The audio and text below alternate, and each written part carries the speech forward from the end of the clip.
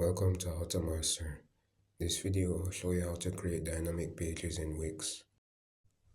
So first open Wix. Then once it's loaded, tap on Manage. Then tap on Mobile App.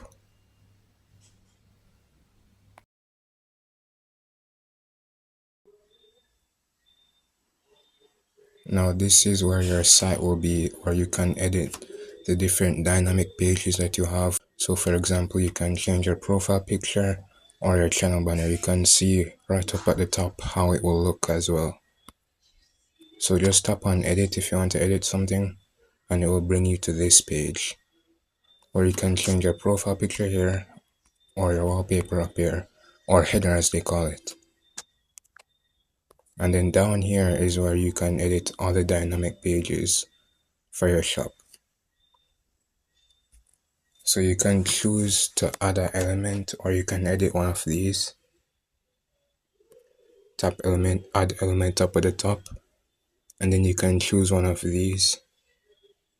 You can edit it if you want, and then tap on add, and it will be added to your page. So if this video helped you in any way, consider subscribing to support the channel.